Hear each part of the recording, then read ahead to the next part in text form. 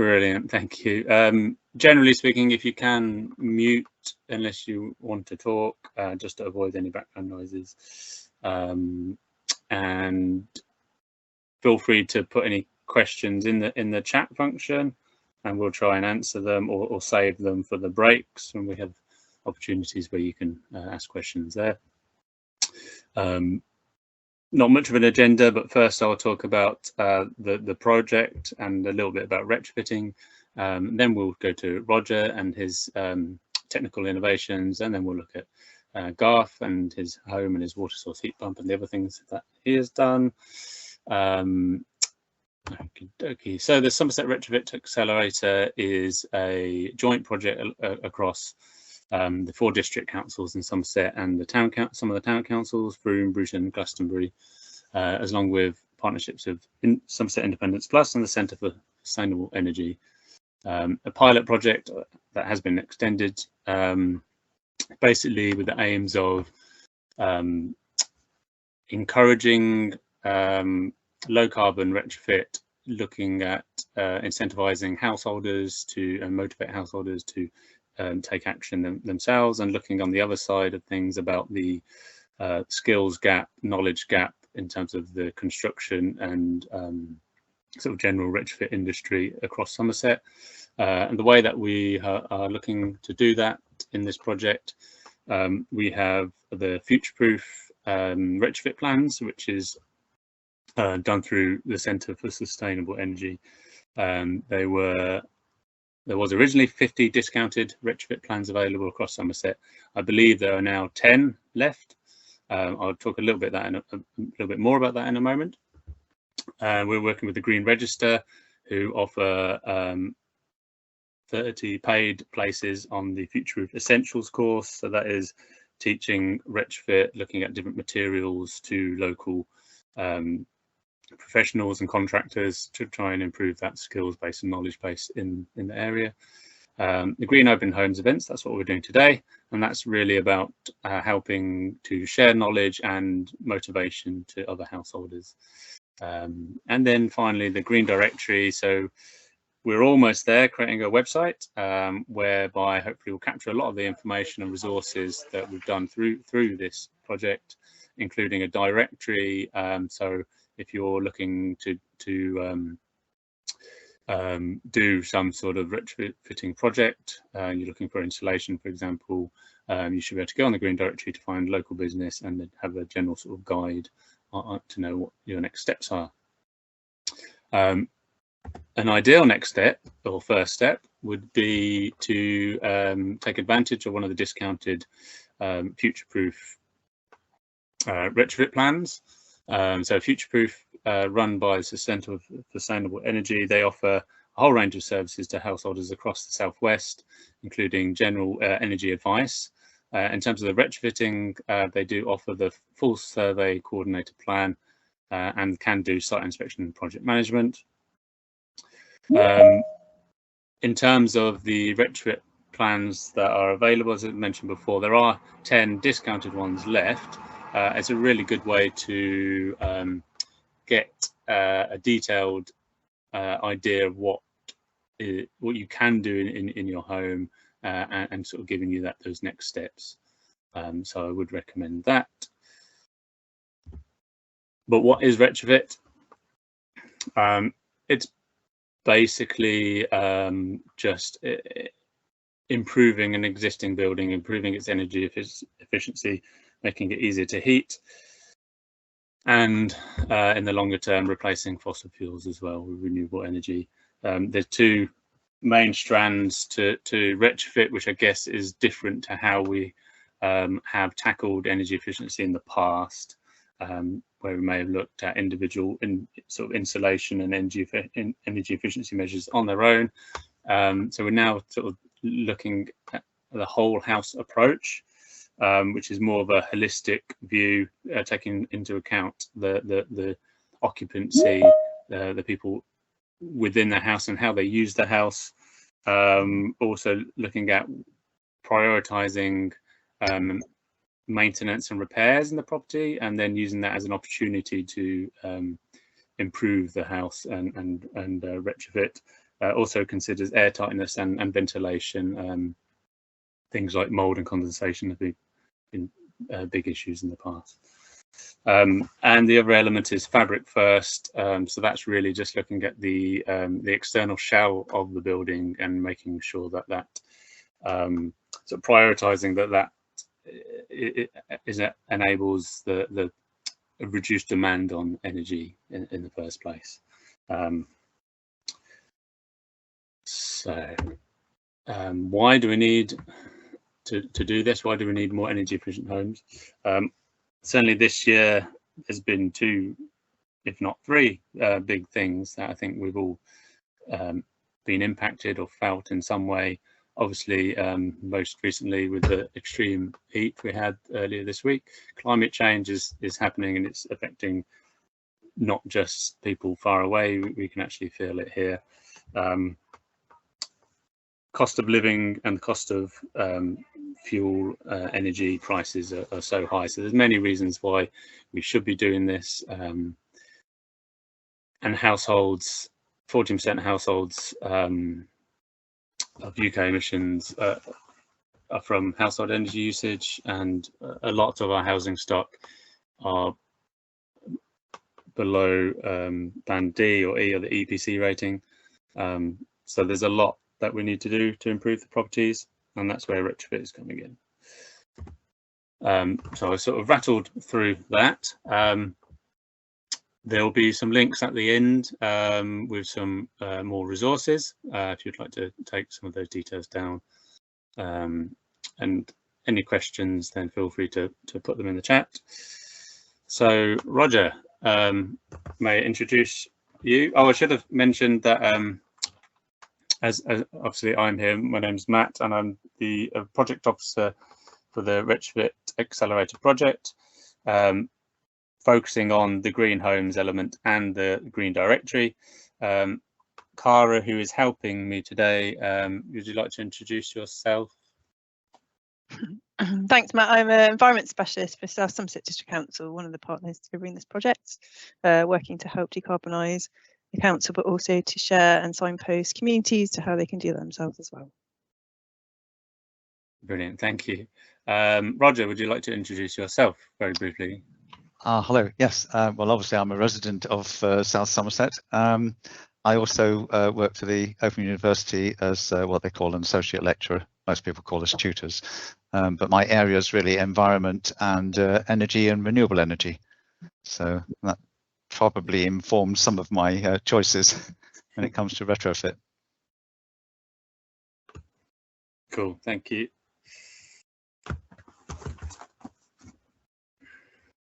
Perhaps I ought to add that that's actually my bungalow on the photograph there, and the chimney that it shows should be disappearing in 3 or 4 weeks' time, which is the sign of the times, I think.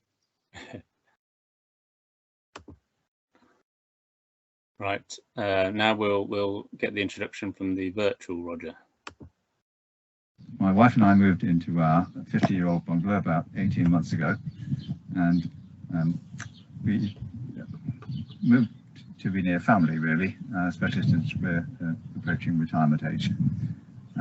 I'd retrofitted, I should say, a lot of renewables to our last house, and I knew when we bought this one there would be a lot to do to ensure that we had lower bills and lower carbon footprint. Something that's been important to us for a long time, especially since I teach on renewable energy modules at the Open University. I drive an EV too, an electric vehicle, so coupled with the desire to ditch the LPG boiler, the first thing I did was fit a charge point for the car and ordered some PV, some photovoltaic panels. Actually a lot of PV, as you can probably see from the roof behind me. That's actually 8.47 kilowatts peak, or the most I could fit on the roof. I also ordered a house battery, Powerwall 2, a Tesla Powerwall, at the same time, although we had to wait a year for that to be delivered. So the next stage was to fit what's called a heat battery, a bit like a thermal store, but much more compact. That enabled us to stop using the LPG boiler for showers and domestic hot water, and the heat battery is charged up by sunshine for most of the year, thanks to all that PV on the roof. Now, almost all of the heating, cooking, lighting, etc. is electric, as well as the hot water, of course. There are just 2 radiators and 1 towel radiator left on LPG, and we're on a waiting list for a heat pump under the boiler upgrade scheme by Octopus Energy.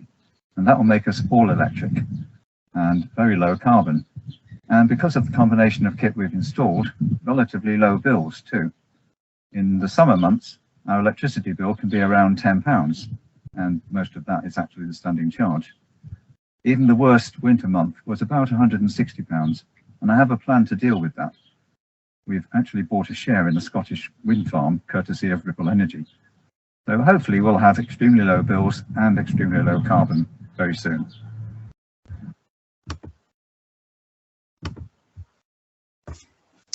Thanks, Roger.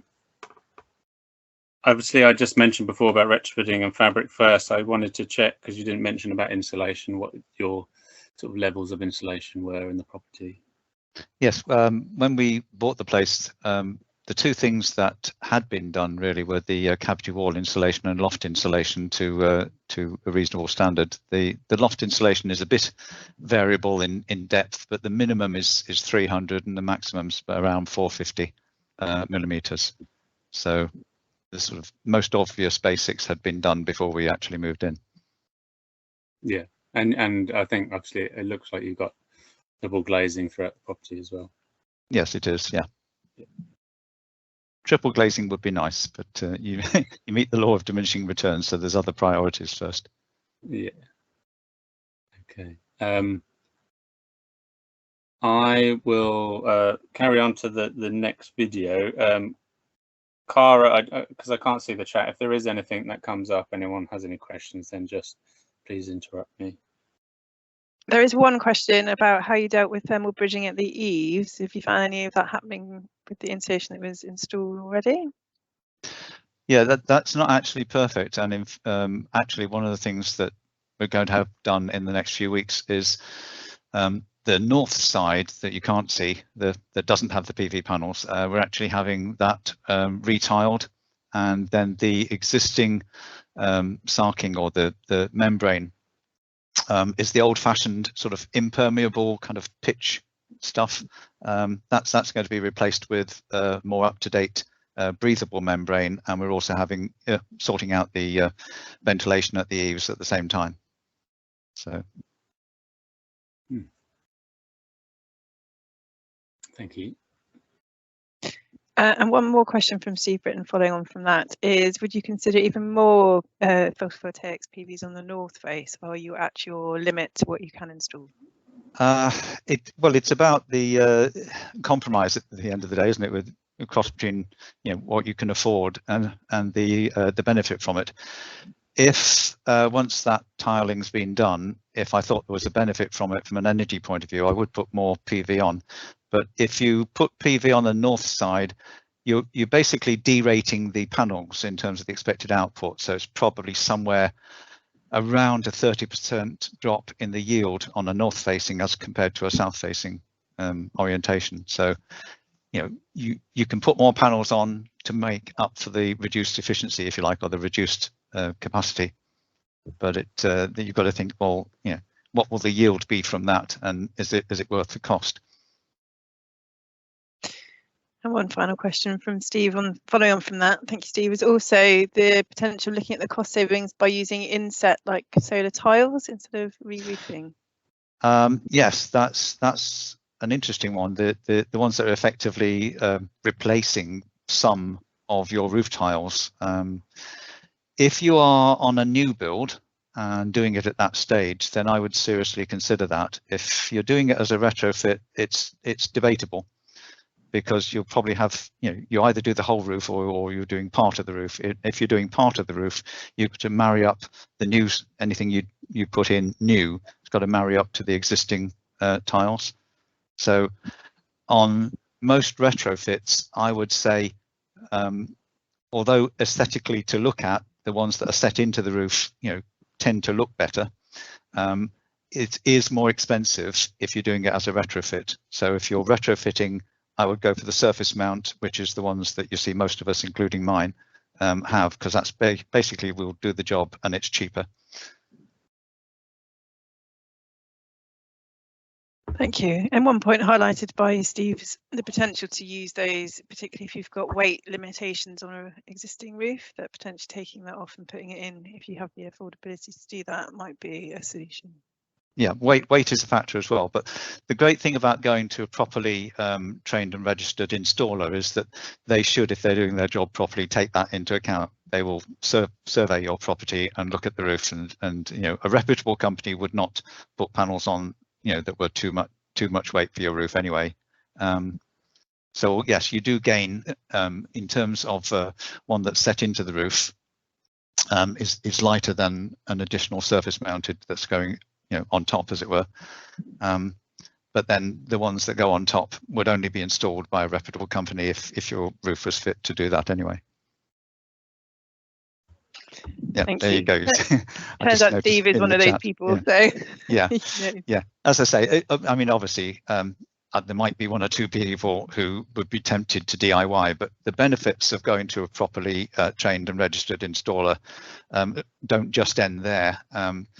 You've also got to think about the impact on your home insurance, which is something that people sometimes forget about. If it's installed by a properly trained person, there's no problem with that. If you do it as a DIY option, you might find you've got issues with, you know, your home insurers if there's ever a problem afterwards. So I'd always advise going to a properly trained person.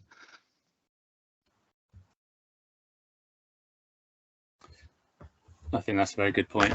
It sounds like a lot of people are interested in solar. The next video is a little bit more about the solar system that Roger has.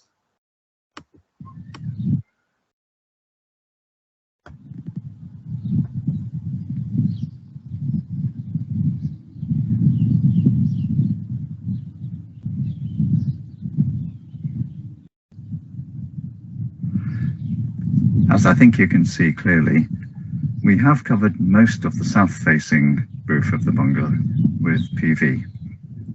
In fact, there's 8.47 kilowatts peak of PV on the roof there.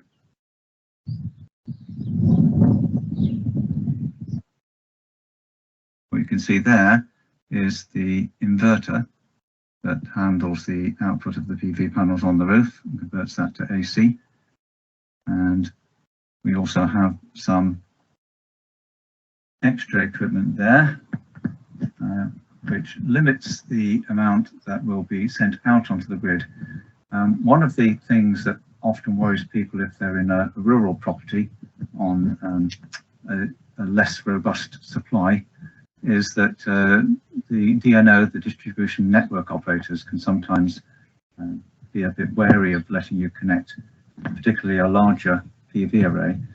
But one way around it, as we have here, is to have an export limiter, cost I think an extra 300 or thereabouts.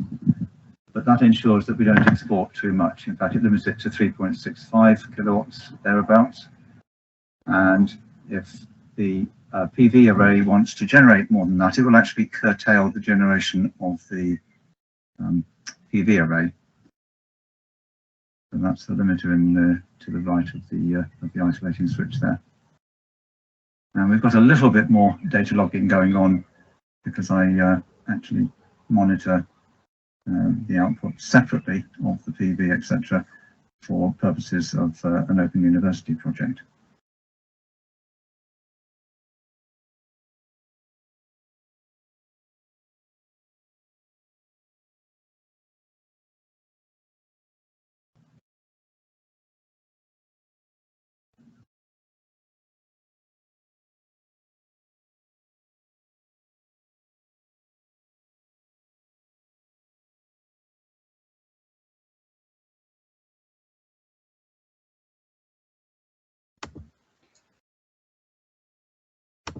Roger, I don't know if you want to just explain a little bit about the screen that we can see. Yeah, that's there is a setup called Open Energy Monitor.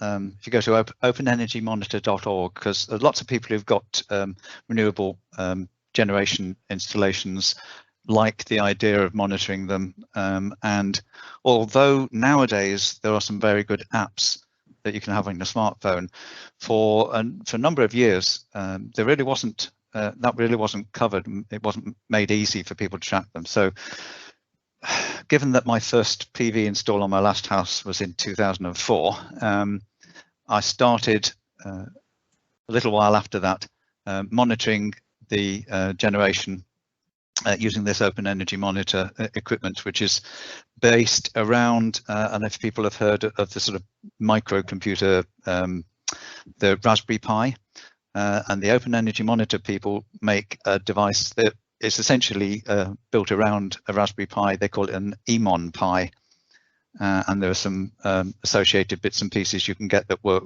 with that to extend its capabilities. But basically that allows you to measure all sorts of things, like not just how much you've generated, but how much you've imported, what the grid voltage is, and as you can see there, the external temperature.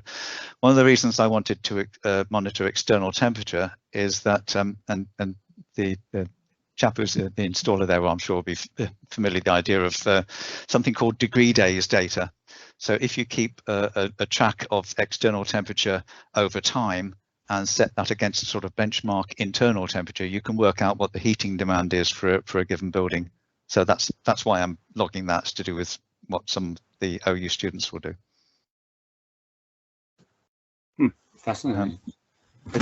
It might also interest people to know that the bit at the bottom, I'm still tweaking that, but it does show the maximum production on one day in April was 45 kilowatt hours. The maximum I've had so far at this location is just over 60 kilowatt hours in a single day.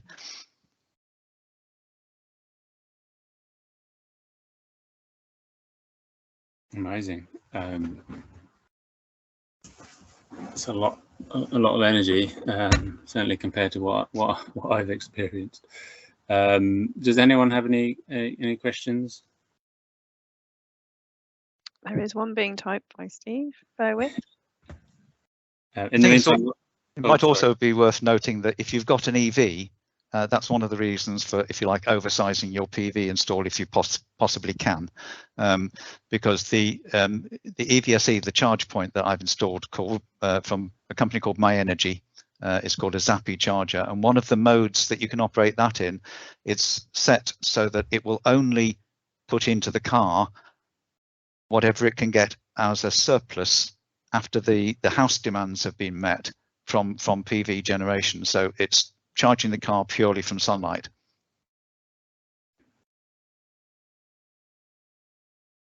Great, so that's helping to answer Steve's question about surplus energy generation and where it can be stored. So an EV is an excellent way of doing that. Absolutely. Yeah. And Roger, I wanted to ask about, do you get paid what money what electricity you export to the grid? Yes, the company I'm with is called Octopus Energy, and like the majority, I think now, they will offer what's called a smart export guarantee payment for what you export. Having said that, it's probably might surprise some people to know how small that is. It's actually just gone up. I'll say just a few months back, it went up from 3 pence to 4 pence per kilowatt hour. So obviously, if you're exporting and getting paid 4 pence a kilowatt hour, but when you import, it costs you sort of 7.5 at the off-peak rate, or 30 plus for the peak rate. It pays you to store and use as much of your generation on site as you can before you then think about exporting after that. Cool, thanks. Are there any other questions? Just a statement from Steve saying, not quite like the good old feed-in tariff days when we were getting paid a lot more for generation to the grid. Yes, although I have to say, I remember the old feed-in tariff days. I mentioned earlier that my first array was installed in 2004. Before there were no FIT payments at all in those days. I just did it to try to lower my carbon footprint, and it was quite an interesting kind of footnote to history that my last house is registered on the same register. At the time, it was the Department of Energy and Climate Change, We're on the same register as a power station as places like Drax and all these other places. So we're on the same list. Amazing. And let's find out a little bit more about your My Energy system.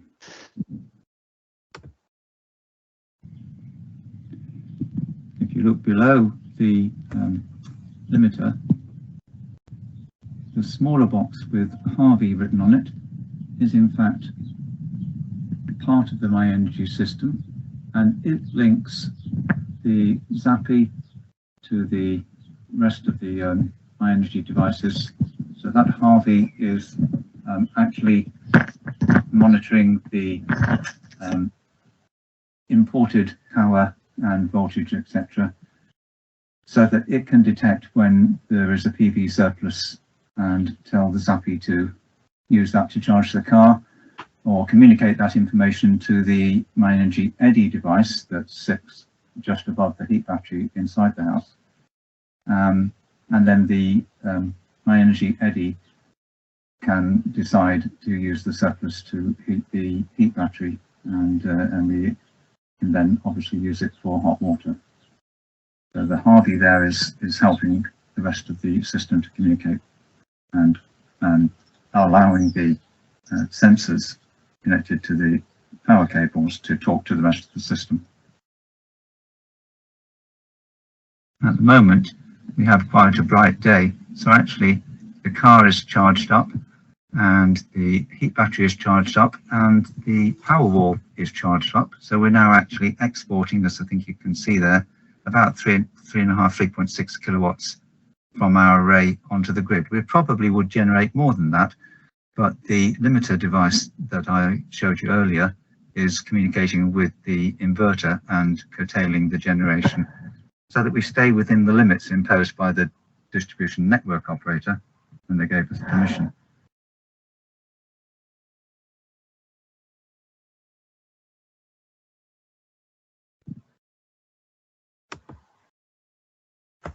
Roger, there seems to be a lot of technology here.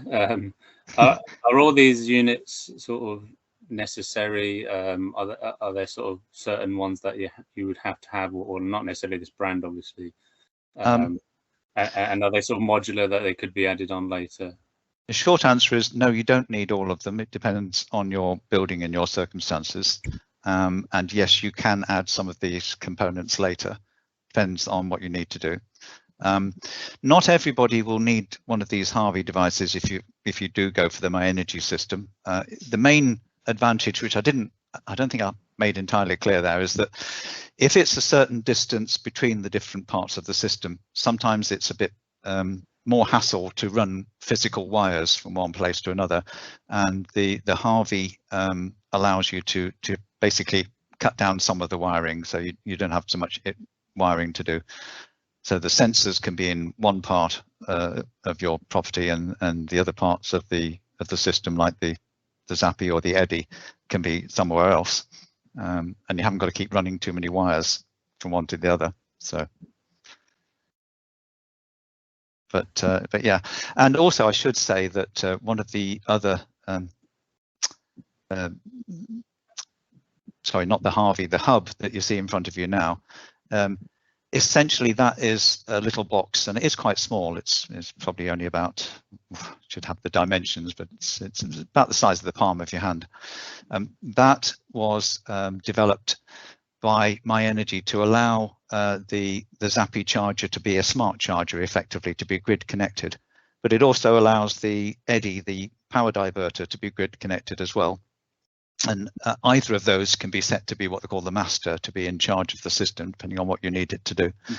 But that separate hub box that essentially sits between the system and the internet is not necessary in the newest versions of the My Energy ZAPI, which have that actual functionality built in to the the charging unit. All right, so that unit sort of acts as the hub, effectively. Yeah. So if you were to buy a ZAPI charger now, with the latest one, you might not actually need that at all. Okay. Cool. Are there any other questions about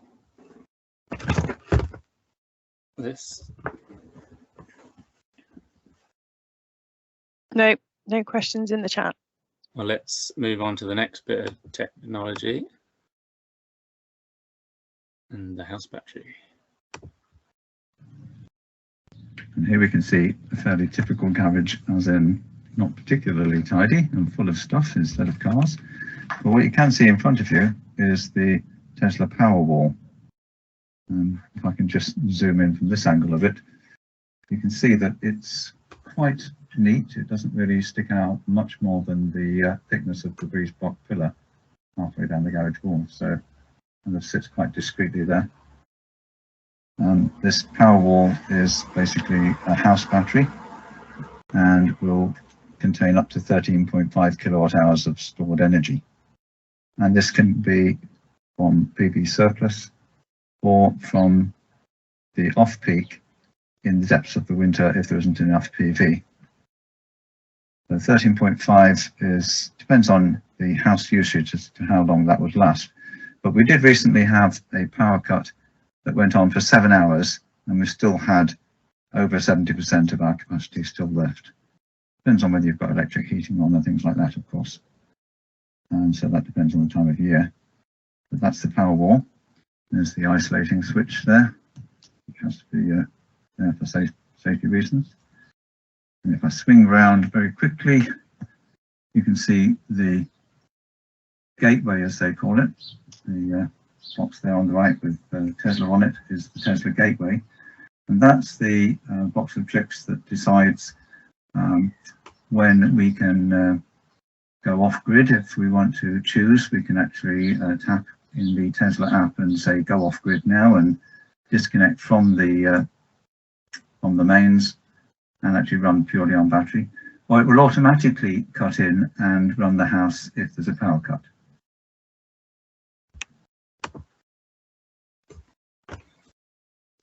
I think you sort of alluded to it there, but I was wondering what, how long your battery would normally last, or how many on a sort of average day's usage if it was a full battery. Well, it's how long is a piece of string? Depends on what you're using, obviously, at the time. If it was the depths of winter and we were trying to use it for electric heating, it would be quite a short amount of time, probably maybe 3 or 4 hours.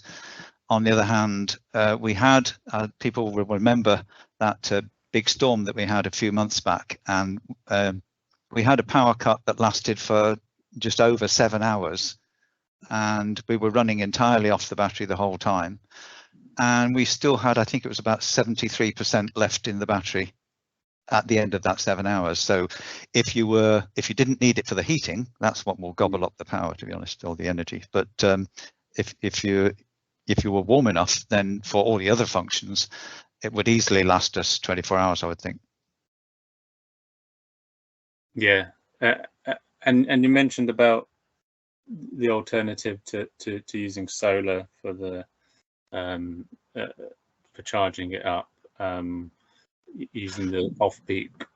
Oh yes, well that's actually one of the great strong points of having that kind of battery, and Tesla make it very easy to operate with their app, that you can set it in different modes. One of the modes being to maximize your economic savings. So if you do that in the winter, the system will look at the state of charge. It will also, it learns your usage pattern. It knows what the weather is predicted to be like, and it uses all that information to say, well, do I need to charge up? Is there going to be enough sunshine tomorrow? If not, it will try to charge up in the off-peak period. So you feed in the information for what tariff you're on, and then it will charge. It will, if necessary, do a complete charge of the Powerwall on off-peak electricity, which happens a few times in sort of December and January. Mm. And obviously that's a lot cheaper.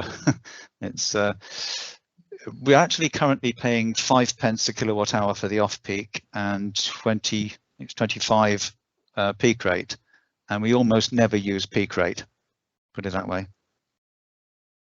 They have actually put the off-peak rate up, and I'm sure it will be going up in October for us when the present kind of fixed period ends.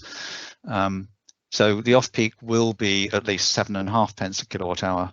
But as I say, the main advantage is that price differentiation, and the fact that if it charges up on off-peak, it carries you through a significant portion of the next day in the winter, at least half the day in the winter. Most of the year, probably 9 months of the year, it will get us through the complete, the whole of the peak rate period. So even if you're not generating from PV, then you're still, it's a lot cheaper than it would be without the battery. And I assume that using off-peak sort of night electricity, like it used to be with the old Economy 7 stuff, is partially there, sort of help balancing the grid. Absolutely, yes. You're actually using what would be surplus to requirements as far as the grid are concerned in the off-peak period. And of course, which probably interests a lot of people, I think, the feel-good factor of that is that even if you are using grid electricity at that time, it's significantly lower carbon footprint. What they call the carbon intensity, the number of grams of CO2 per kilowatt hour, is much lower in that off-peak period than it would be during the peak period, say early evening. I see there's a mention there of the agile tariff, actually, which I have looked at. That the short answer is that I find the Octopus Go tariff preferable because it has the fixed period, so it makes it much more predictable.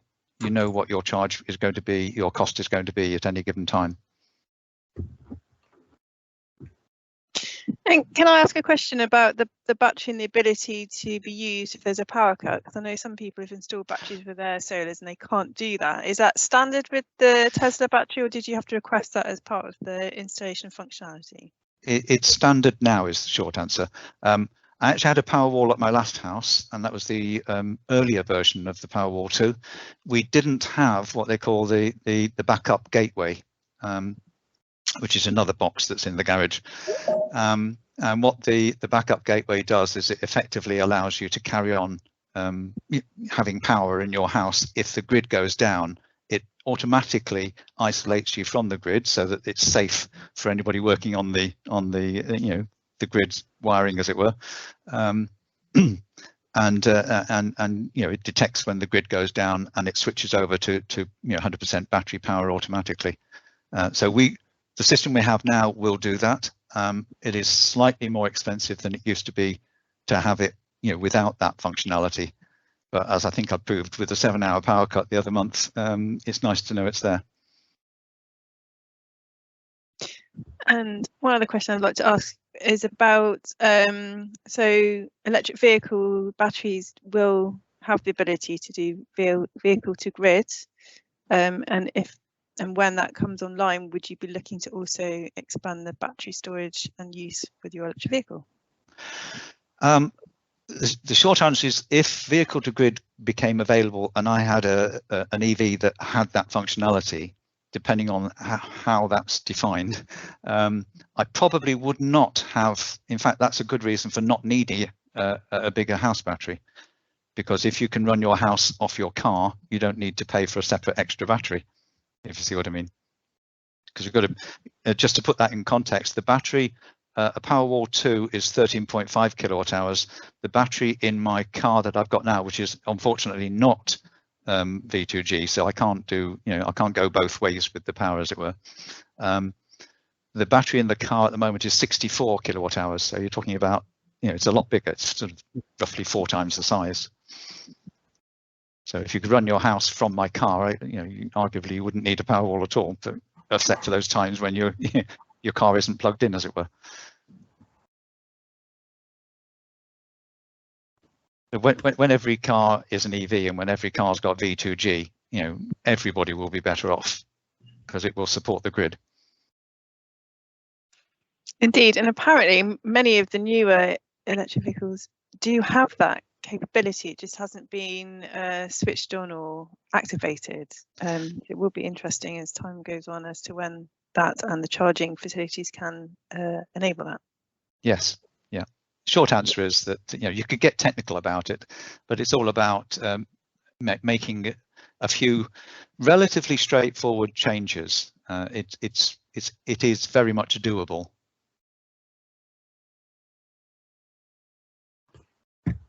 Apparently there are couples already in South Cheriton doing that with the plug-in hybrid Mitsubishi Outlander. Yes, I'm not sure about the Mitsubishi arrangement. I know there are one or two, you know, models of cars that will do it.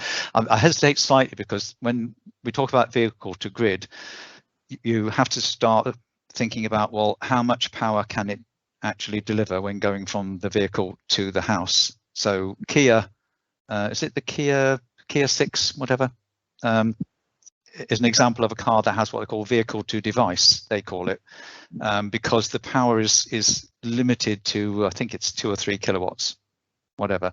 So that would not be, that would be enough to run a house if you only wanted to power your lights and you know, low power things, but it would not be enough to run your oven or you know, and if you started to put, it certainly wouldn't run an electric shower and that kind of thing. So at the moment, some of the cars that will do it, they will do it, but they're a bit limited.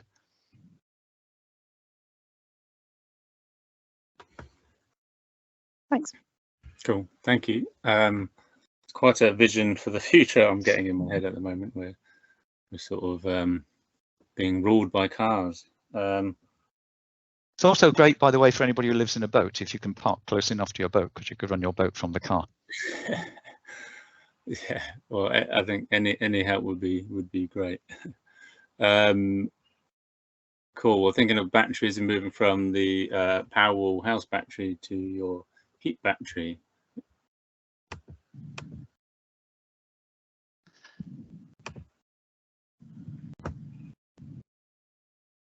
Here we can see the heat battery, a SunAmp unique, 12 kilowatt hours of thermal energy storage.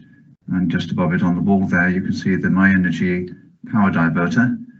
That diverts surplus solar PV energy to use it to heat the water. So instead of it being sent out onto the grid, if the heat battery is not fully charged, the PV energy from sunlight will actually be used to power a heating element inside the heat battery, and that will give us all the hot water for hot taps, showers and that kind of thing, domestic hot water. And you can just see the small expansion vessel, little silver thing on the right hand side there, and the pipework that I installed myself, so quite pleased with that. So we did get an electrician to put the electrical power supply for the power diverter in, so that's all according to regulations.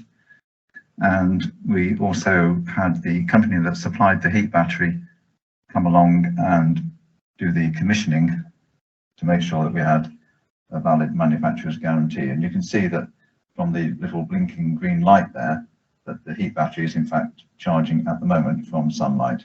So that will be all the hot water for showers overnight, and well, it would actually probably do about 3 days worth of hot water, maybe more, depends on how much we use. So that's the heat battery. Inside there are compartments obviously filled with what they call a phase change material. So it's not actually full of hot water, it's full of a sort of gloopy chemical stuff that's entirely non-toxic, and it's very similar to what's in hand warmers and things that you might buy with a little button that you click to make them warm. It's, I believe, based on a sort of sodium acetate compound of some kind, but they assure us it's completely non-toxic, so nice and safe in every way. Quite pleased with the plumbing there, because I actually did that myself, including bending that rather fetching bend in the middle there. So the reason that's there, of course, is to make use of 2 internal heat exchanger circuits. So we could have had part of the heat battery doing, for example, a radiator or a couple of radiators, and part of it doing hot water. But in fact, I decided to keep it simple and have all of that available for hot water, so I have plenty for nice long showers if you want them.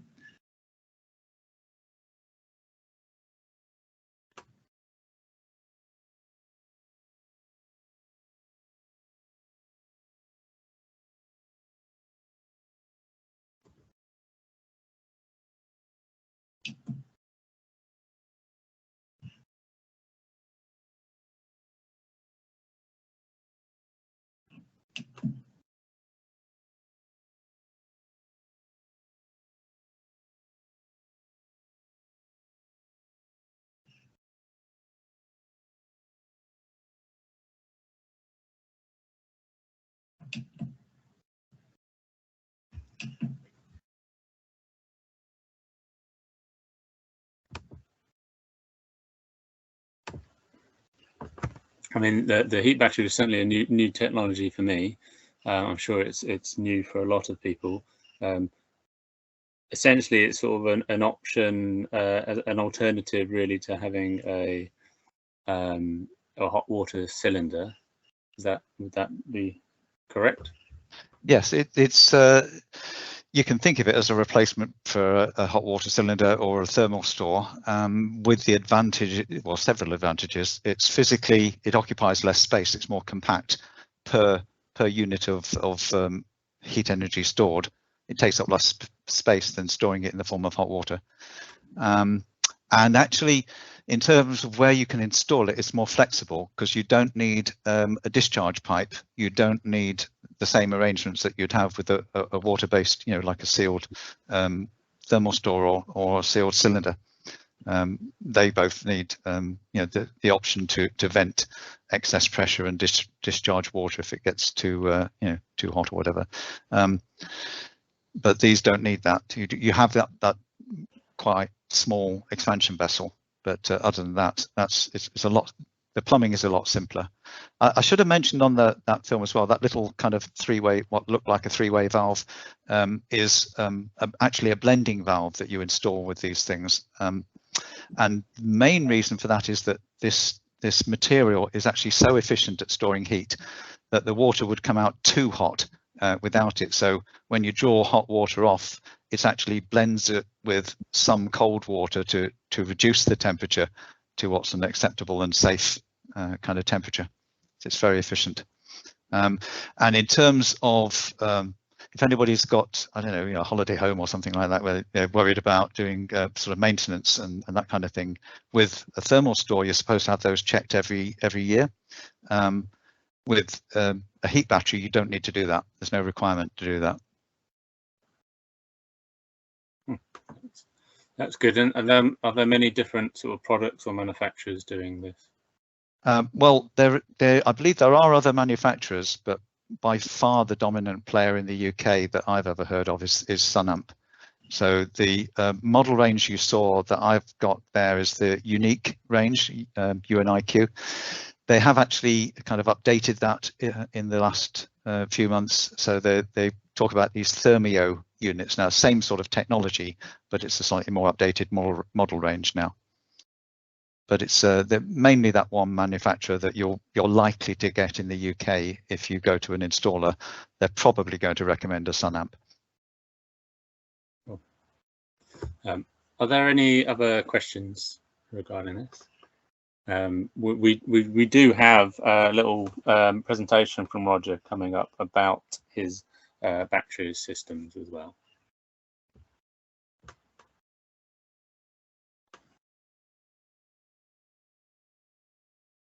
There's a few links in the chat if people want to see Sunamp and thermal storage websites. And Steve would like to know, what is the approximate cost for your Sunamp?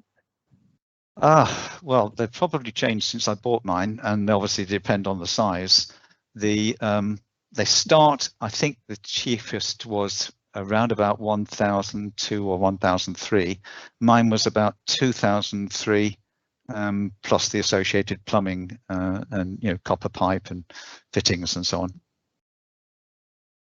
So it is a little dearer than a thermal store with equivalent heat energy storage capacity, but as I say, some of the other advantages for me outweighed that. One of the main ones actually is that you saw it was installed in a cupboard that's in the center of the bungalow.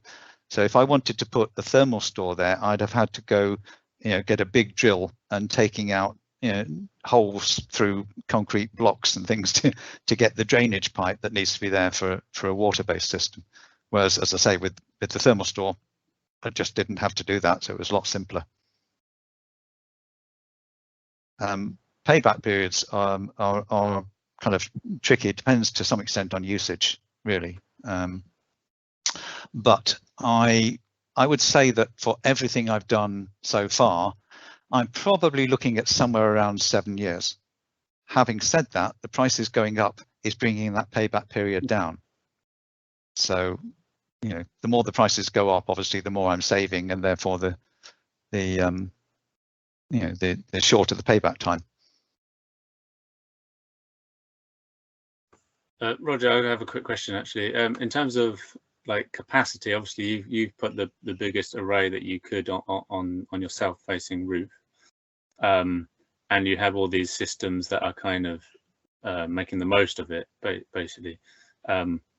If you had a smaller array, like half the size or something, presumably it wouldn't really work to be able to have an EV house battery and I think it still would actually. It's just that you would draw more from the off-peak overnight period. So it'd still be cheaper. Yeah, you're still saving, and the battery gives you that ability to effectively shift your, if you like, to separate your usage times from the times at which you can buy it cheap. So you buy cheap overnight and you use it at other times. So your battery still gives you that function. Even if you had no PV at all, it would still pay you to have a battery. In fact, some people would argue that in economic terms, it actually pays you to get a battery before you get any PV at all. And certainly if you're in somewhere, like I say, if I lived on a boat or somewhere, I'd think seriously about having some sort of battery storage and relatively little or no PV, just even if it's only 2 or 3 panels, I'd still have a battery. Bear in mind with those heat batteries, as I say, the SunAmp range for the Unique anyway, the smallest one is about 1/4 of the size of the one I've got. It's 3.5 kilowatt hours of storage, the small one, and then it has 7 kilowatt hours, and then I think 10.5 kilowatt hours. And then they'll say about the Unique 12, they'll actually say that it's 14 kilowatt hours of storage. I'm not entirely sure, having looked at it, without getting too technical. I think it's probably a bit less than that in practice, because it's debatable whether you actually get 100% of the usage. So, but they claim that the largest one is 14 kilowatt hours, and as I say, if you've got reduced space, go for the smaller one.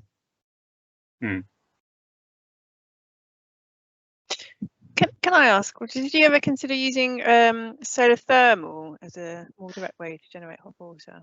The short answer is yes. In fact, I installed solar thermal myself on my last house, and the reason I didn't do it here is really down to simplicity and economics. You can install, if you do it DIY, you can install a typical let's say 20 evacuated tube system, which would do for a couple of people. You could install that for less than £1,000. However, you've got to route all the pipework between the collector somewhere on your roof or somewhere outside, and you've got to route that pipework through to a thermal store, which I didn't have because we had a combi boiler. So from a practical point of view, it's just easier to put a bit more PV on and do your heating for your hot water that way, because it's much easier to route wires than it is pipes, basically.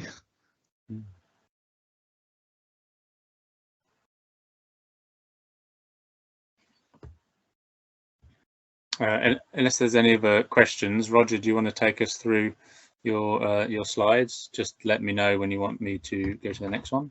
Yeah, fairly quickly then. This first slide shows, excuse me, the power walls you might recognise from the video, top left, and then one of the Sunamp heat batteries, bottom left. And as I say, it sometimes confuses people to call them both batteries, but if you think of a battery as somewhere you store energy, then they are both batteries. So they're just somewhere you put energy and you take it out in a useful form that's convenient to you. So whether that's hot water from a heat battery or electricity from an electrochemical battery, which technically is what the power wall is. But battery is a battery at the end of the day. The more on-site storage you can have, the better, because essentially, as I said earlier, if you are using what you generate on site, it's invariably going to be cheaper than buying it off the grid. So that's the first slide, if you can move on there. I think this is probably going to be familiar to some people. This is showing the in-house display unit that we were given by our energy company.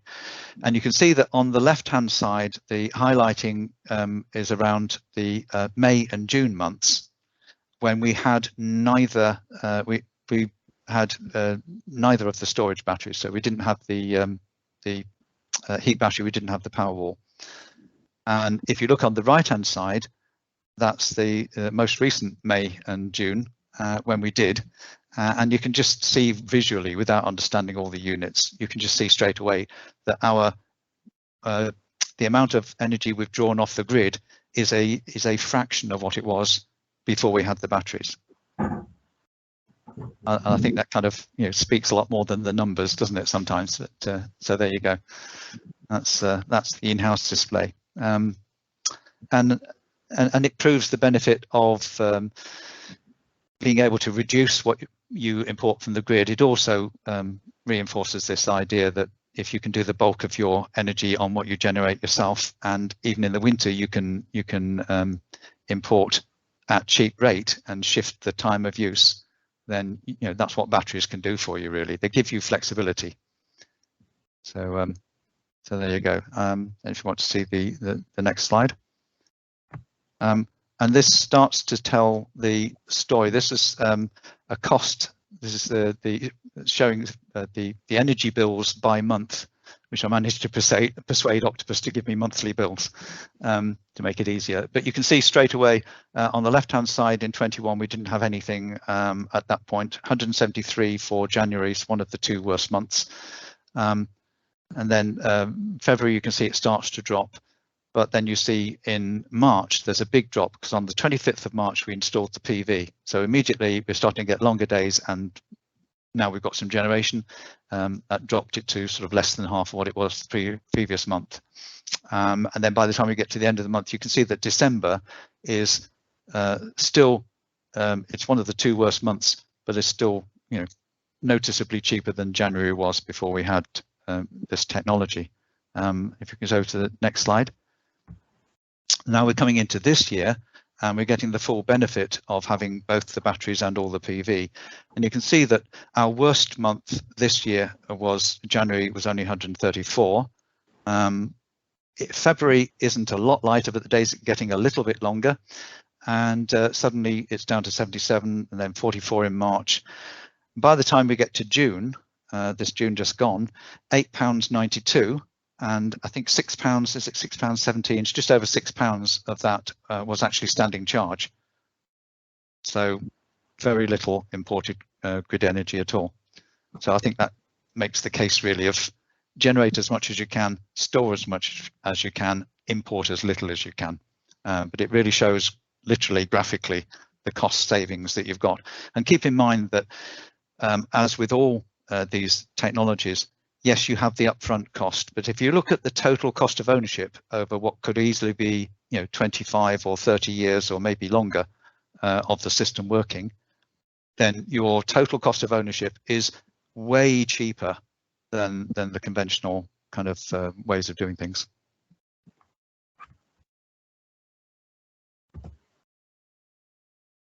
And just so that you had the another sort of viewpoint, if you like. Again, I said earlier about go to an accredited MCS installer and get a proper quotation, and they will, you know, if they do things properly, they'll give you some predictions, if you like, of what the savings will be.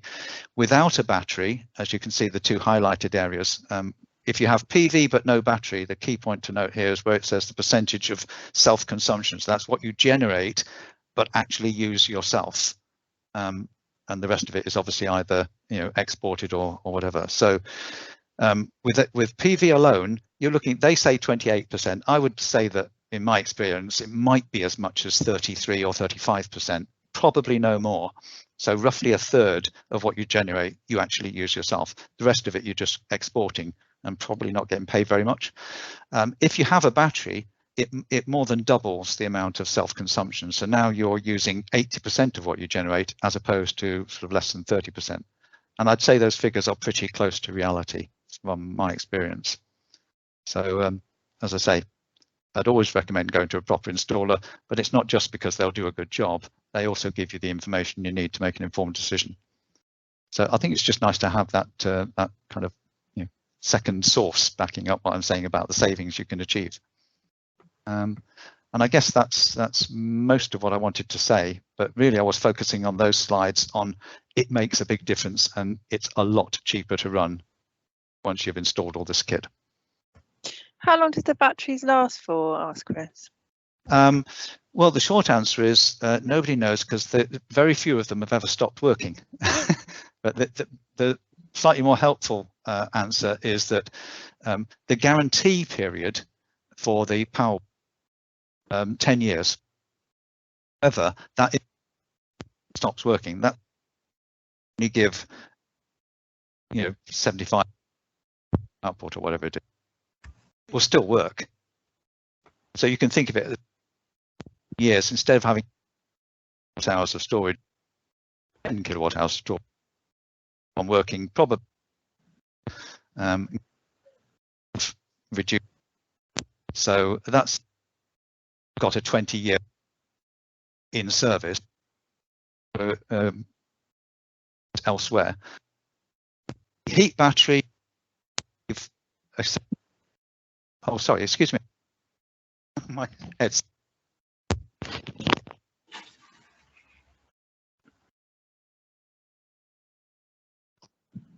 Does it need recharging, Roger? Hello? Hello. Hello, you can hear me okay, yes. The heat battery testing, they say it should last, in theory, according to their accelerated test cycle, I think somewhere around 40 years in service. So long enough for me not to worry about it, frankly.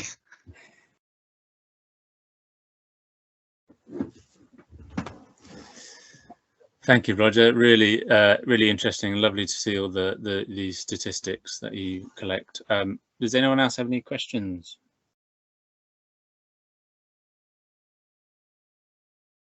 One is being typed. I see Steve there saying that PVs come cheaper per kilowatt peak. It's getting cheaper all the time, or it has got a lot cheaper. And solar thermal, you know, not so much. So, you know, the cost advantages of solar thermal used to be a cheap way of getting solar energy, but now it's about convenience, really. And a question about installing air source heat pump in the system. Have you considered that, and how would it change the dynamics of the system? The short answer is that's the next step.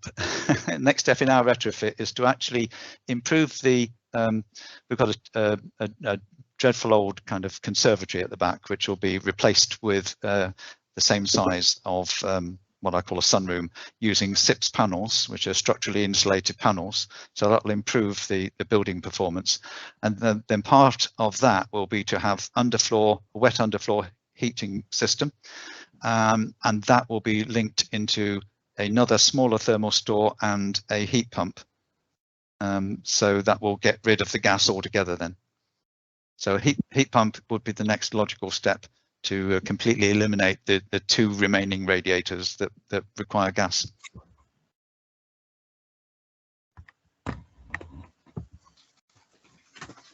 A very good question from Steve. Will you be also insulating while you're putting in the underfloor heating?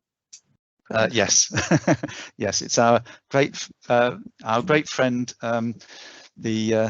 Most people call it PIR foam. So under the floor, under the underfloor heating, as it were, will be its full name is polyisocyanurate foam, but most people just say PIR. So there'll be plenty of that under, and of course the SIPS panels have that. You know, it's part of the sandwich of the structure. So the walls will be, and the roof will also be SIPS panels. So the whole of the replacement for the conservatory will be a much effectively an insulated box that's so well insulated that any heat that we put into it, you know, most of it will be either retained or actually help to heat the rest of the bungalow. I've got a question. I'm quite interested as well about embodied carbon, embodied energy of putting insulation technologies in. Have you done any calculations about that in all the works that you've done? I haven't for my own setup, to be honest. I could do. It's actually a lot harder to do in practice than it sounds in theory, and actually tracking down reliable figures for the embodied carbon from a particular, even for one product, is harder than it might sound. You can get sort of estimates or generic figures from you know, industry bodies, but actually to say for a particular product what the embodied carbon in is a lot harder, because a lot of the time it's not actually well documented, to tell the truth. You can get a fairly close estimate, but to actually pin it down is quite hard. And I think a good example of why that is hard is if everybody goes to the Eden project, where they tried to do that with some of their building projects, and it proved to be a little bit, shall we say, controversial. Sure, and I guess more and more of that data will be coming to the forefront as businesses are required to do more carbon calculations and carbon data. As businesses themselves track their own supply lines, it will get a lot easier to do that, yes. And Leslie says she looks forward to the post source heat pump installation episodes, which I would also say I look forward to as well. Do you have, is that in planning? As in, have you got your contractor lined up for that? Well, it's a bit sort of chicken and egg in the sense that, you know, what has to come first. If you are signed up, we're on the waiting list for Octopus Energy to have an air source heat pump fitted through them under the boiler upgrade scheme. But one of the requirements to have one under that scheme is that you must have an updated EPC. And I can't get an updated EPC until I've done the replacement room, because I won't have the right you know, building envelope performance until I do that, if that makes sense. So that's all kind of waiting until I've changed the sunroom arrangements and put that underfloor system in, and then that building, that room will then improve the EPC for the whole building, and then I'll be able to get the heat pump. So I have to kind of put the system in before I can actually commission it, if you see what I mean.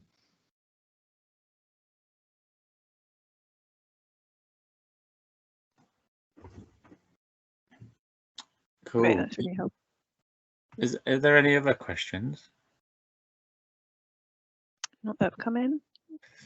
So we thank you very much, Roger. I would like, if you want to hang around, because you may be very useful with your knowledge, as we will go and talk to Garth. Hello, Garth, are you here? Yes, I'm here. And feeling very inadequate, having listened to Roger. So, do you want me just? I mean, you can just give a little introduction to yourself and the property, if it's possible, just for a moment, and then we'll run some of your videos. Yeah, that's the front of the house. We moved in 8 years ago, and showed the back of the house. It has the far end. There is a flat roof. It was drafty. It had open fires in 2 of the living rooms. There are 5 living rooms in all, 4 bedrooms, large sash windows, as you can see. And when we started looking into solar panels, an energy performance certificate in 2013, and it was rated as band D. We had all sorts of recommendations as to how we could improve the house, but most of them involved quite a lot of disruptive changes, so we didn't go ahead with that, but we did go ahead with solar panels. So cool. Thanks, Garth. Well, we can show firstly what you have done in terms of trying to improve the thermal performance, mainly looking at your windows. So I think that's the first video that we've got.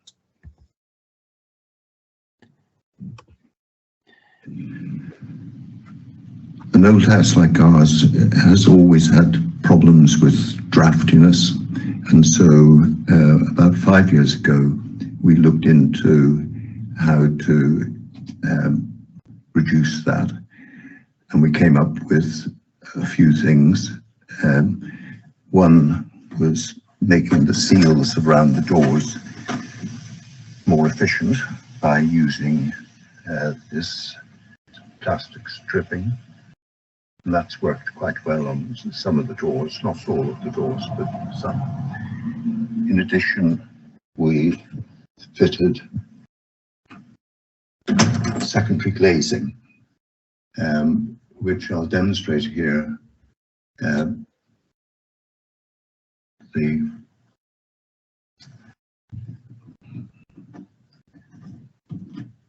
magnetic. That can I just say that didn't work, that demonstration, because a better example is these. Sorry, I'll just right. The decorator who decorated the front door allowed some paint to get in between the two.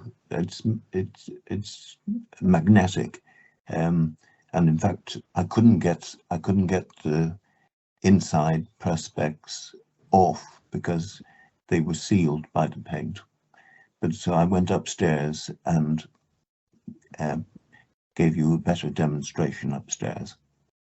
Well, at least with the panes on the front door, that I guess you don't really need to take those off generally, do you? No, not really. This in fact wasn't particularly, I don't think is very effective, because the distance between the glass and the perspex has to be considerable for heat insulation. And what is the roughly the sort of thickness?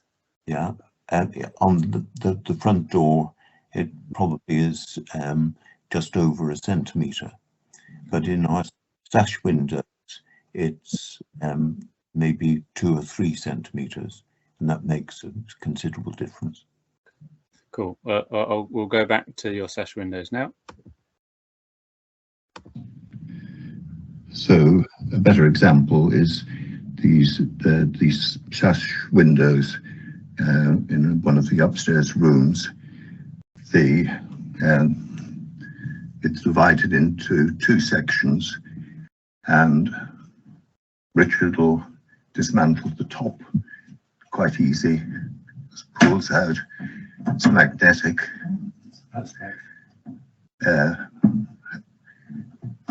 And then he's going to show you how they go back.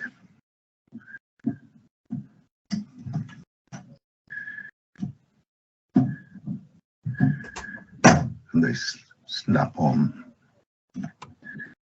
Not only does this stop heat loss, but it also is very good as a soundproofing.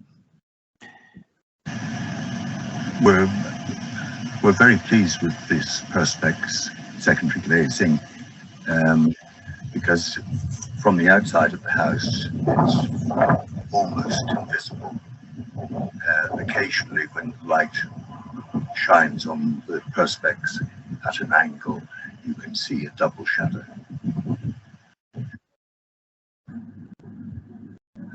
This is another. Well, I'm certainly impressed with the secondary glazing units. So it's very hard to see that, and they look very easy to use as well. I think it is a solution that a lot of households could benefit from. Is it something that was a sort of DIY method, or is there a contractor that you got to install it? We searched around and found a company in the north of England, in Shropshire, that looked the most. We had heard bad things about Perspex secondary glazing, but this company, Extra Glaze, gave us confidence to have estimates done. They're not cheap. I asked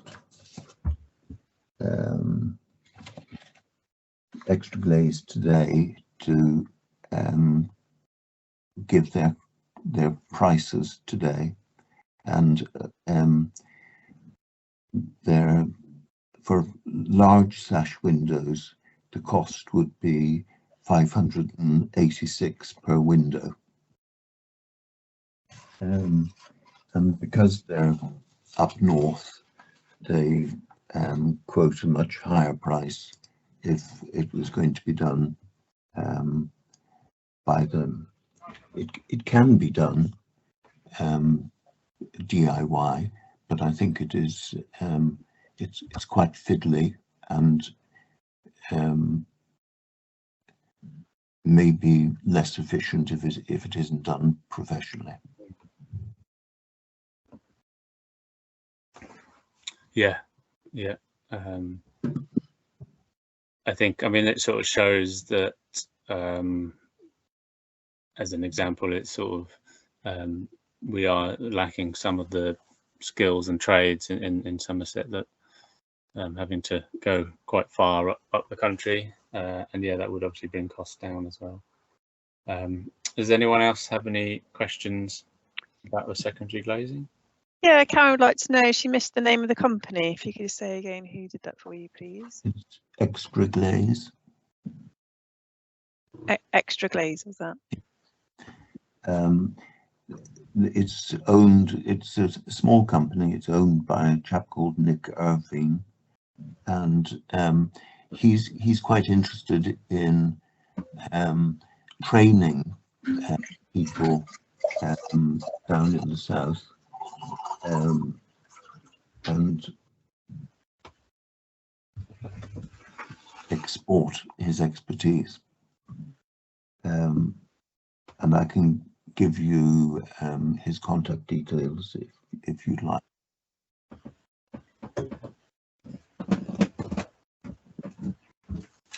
Cool, thank you, Garth. So yeah, Extra Glaze, and I know in the last webinar we had Henry, and he had experimented doing DIY with a lot of different secondary glazing, and the brand of secondary glazing that he preferred was, I think, called Track Glaze, a different type of secondary glazing, but that's another one you could look up as well.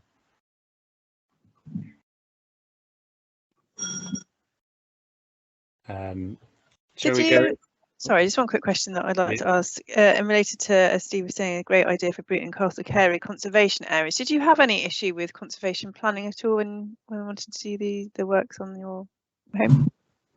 No, I haven't. And our approach to all of this was terribly amateurish and almost spontaneous, and I've learned so much from Roger as to regards all the mistakes we've made. So there are going to be several new changes made over the next few months as a result of this forum.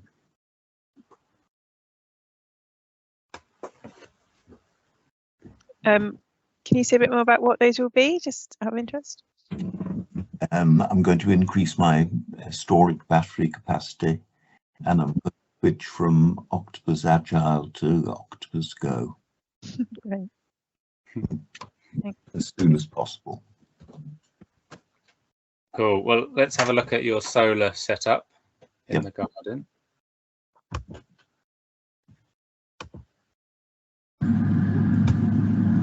This is another view of the panels from below, and you can see the hill and the trees beyond. We did in the early years have the trees reduced, but that only stimulated more growth, so we've got to put up with 5 hours of sunshine in the summer. The electrics come from the back of the lower panel there and come down to a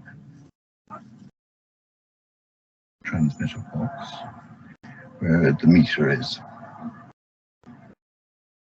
Then the trenching had to go all the way down.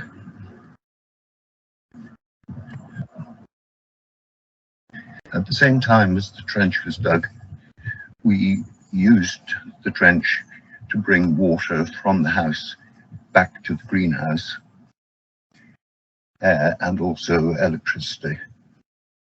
So that was a sort of freebie advantage. So it comes down and we have a pond and we have the river, and we call this the isthmus.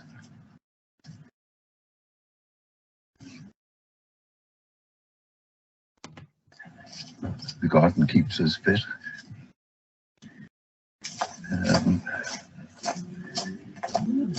And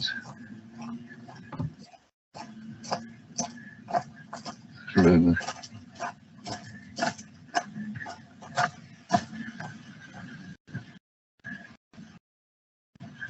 round tree and then into the conservatory.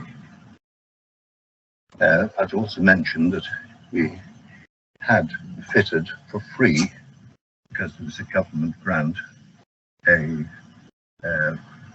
electric vehicle point for charging electric car. So inside the conservatory, the cables come in to a fuse box, which is quite complicated. Not all of them I fully understand.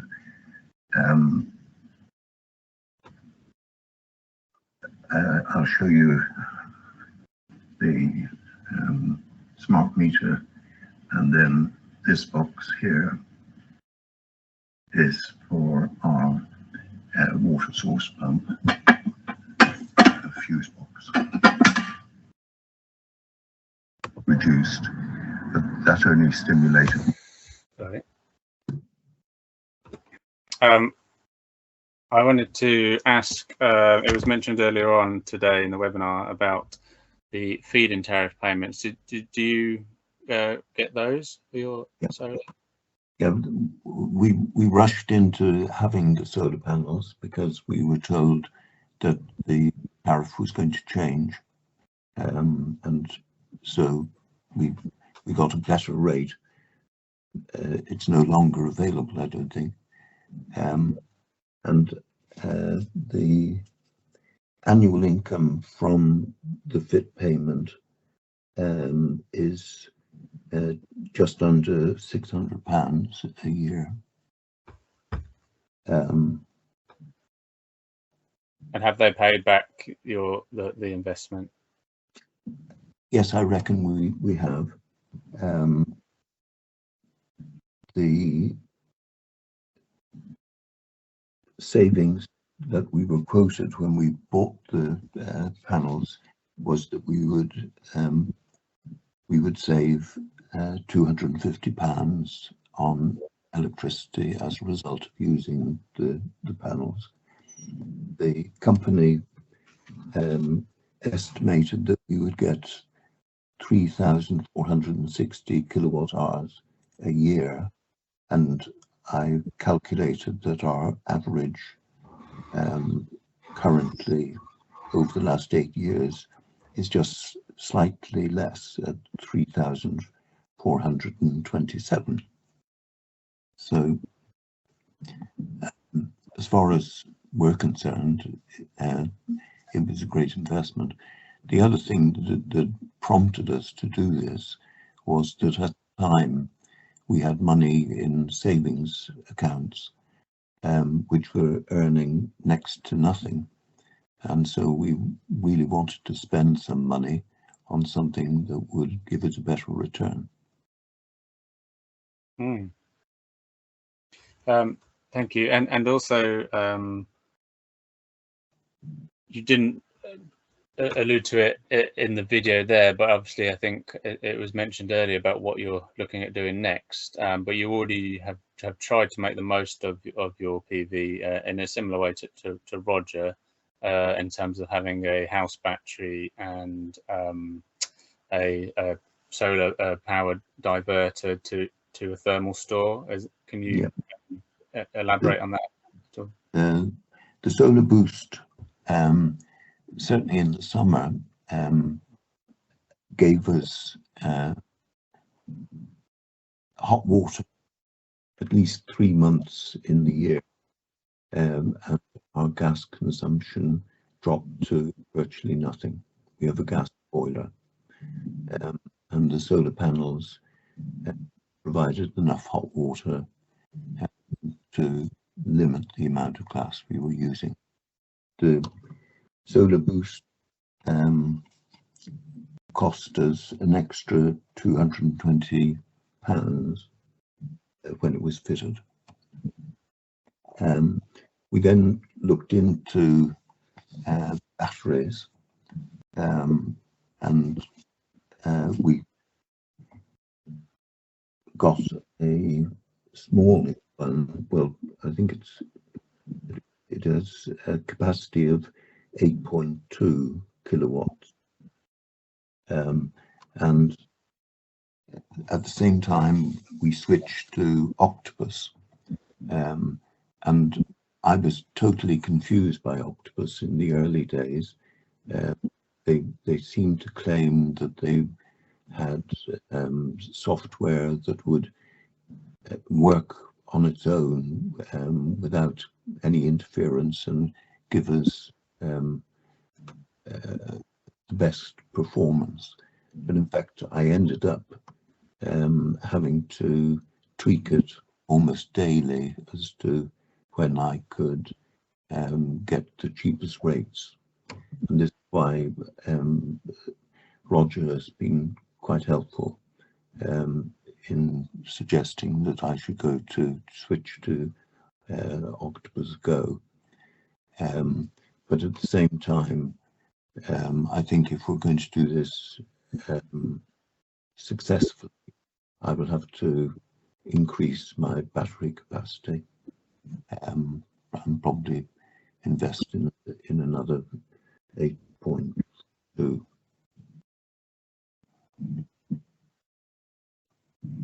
Cool. Does that answer your question?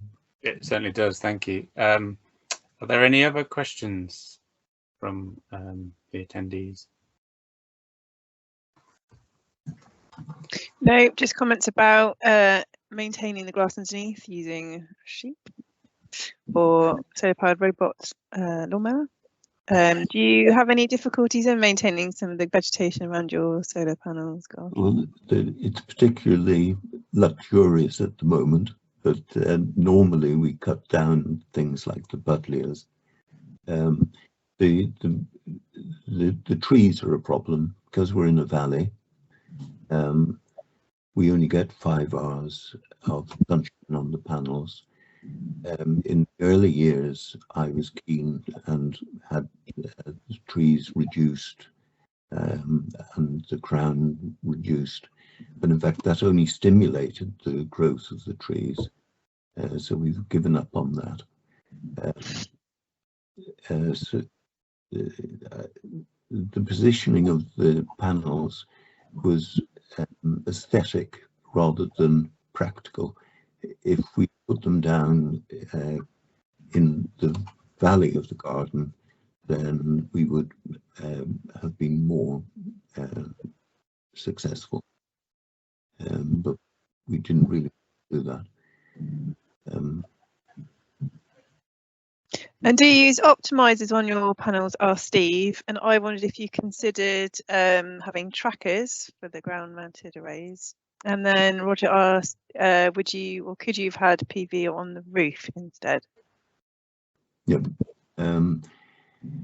The house runs from north to south, and so the south-facing roof would have been too small, and in any case we wouldn't have found that aesthetically acceptable.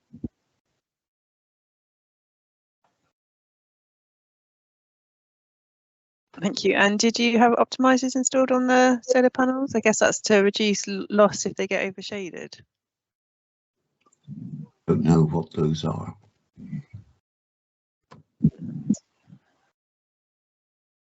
Thank you. Steve is typing.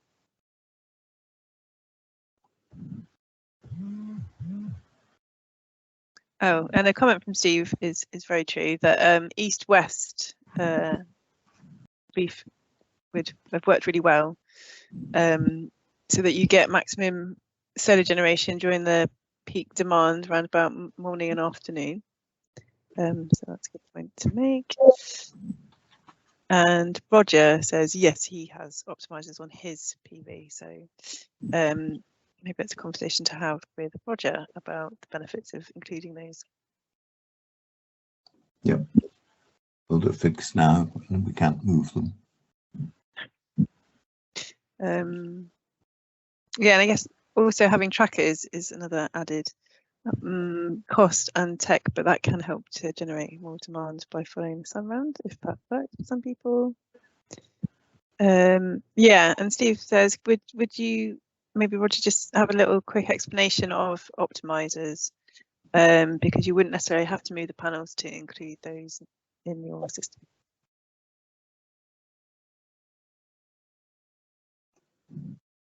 Roger says the good news is easy to retrofit them onto a ground mounted system. Okay, I'll look into it.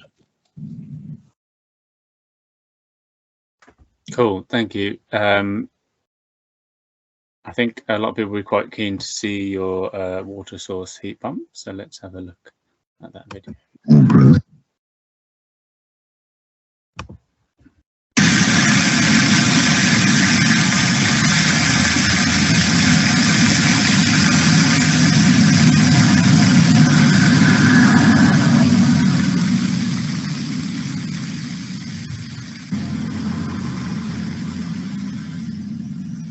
And this is just to orientate you. We have a weir in our garden. It's a small river called the River Cale, and initially we were looking into using the drop of water as a way of generating hydroelectric energy, but the people that we consulted gave us estimates of something in the order of, to put a Archimedes screw, we would have to dismantle most of the weir and put the screw in and then rebuild the weir. the cost of that was something in the order of 70,000, and the maintenance costs were anything up from £3,000 to £5,000 a year. So we didn't proceed. But if you continue, Matt, what we decided to do was look into looking at these plates closer.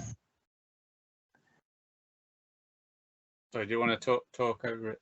Right, I've crossed over and trying to show you in the river there are 2 sets of 4 plates each submerged.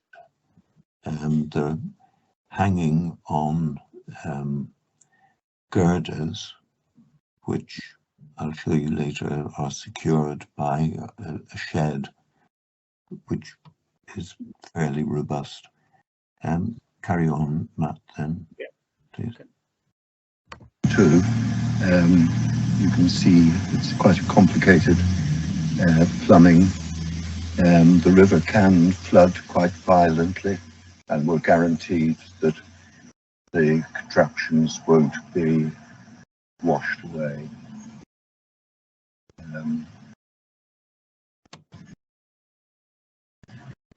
The river is Girders the river are anchored in a shed which has got good foundations.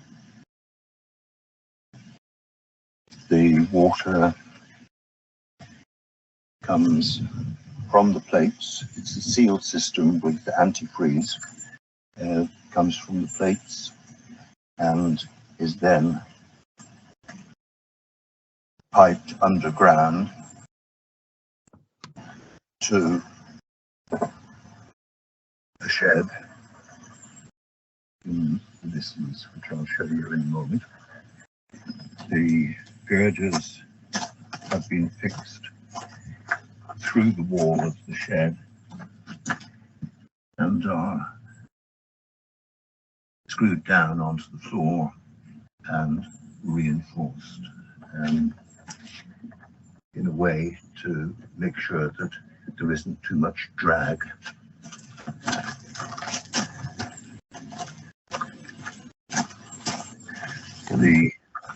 Can you pause, Matt? There had to be a lot of groundwork. Yeah. One of our anxieties, having done this, is that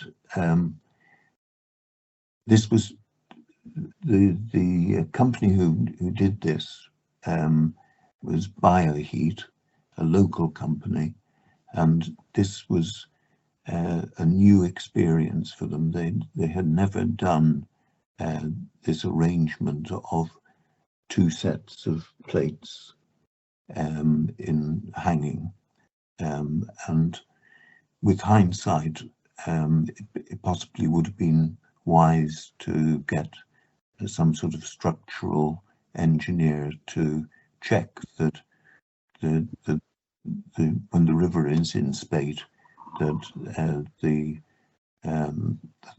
arrangement is going to be secure. But we were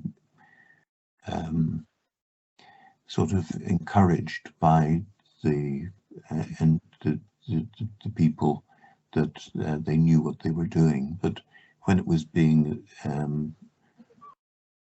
assembled and installed, it looked as if they were on a serious learning curve.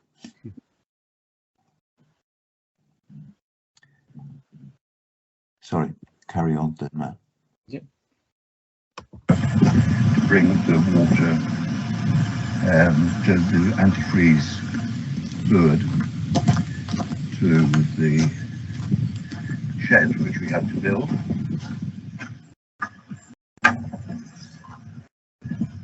And inside there is the heat pump exchanger. I have no idea what all of these pipes are doing.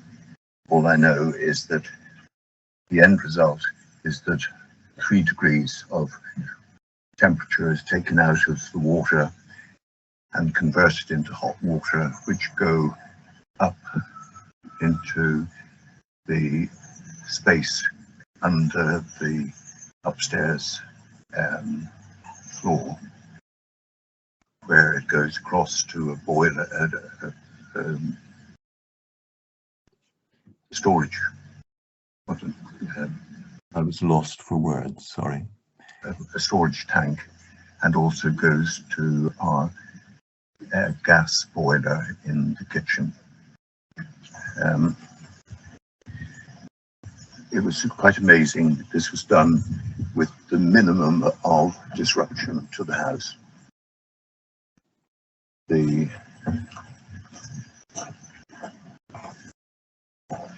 shed was built to try and fit in with the rest of the house, and has been quite successful. But very expensive. Yeah, what was the cost in the end for the water source heat pump? The groundwork cost £1,500, and the shed being built was something in the order of 2,500. All right. Sorry.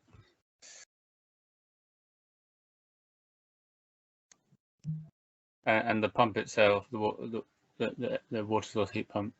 Right, the pump. The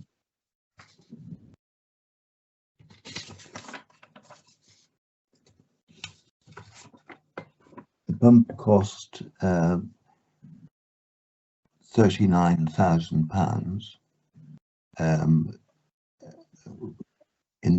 installed, but not for the building and the groundwork.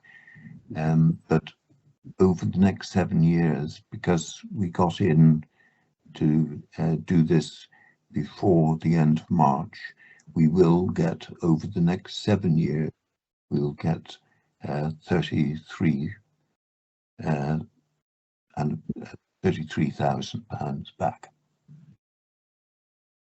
And that's through is that the renewable heat incentive?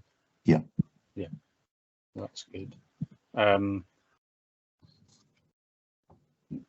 wondered if Roger, if you're still here, if you could just give us a quick, because you did very concisely the other day, explanation of water source heat pumps and sort of comparison with the ground and air. Well, yes. Essentially, heat pumps come into 3 broad categories.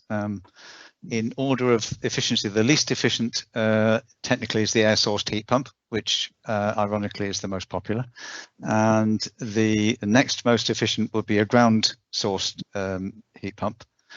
And the most efficient is a water-sourced system such as Garth has got. So I've just said in the chat, I'm quite envious, really, because that's a great setup. They generally talk about the performance factor with heat pumps. So, or sometimes people talk about the efficiency. So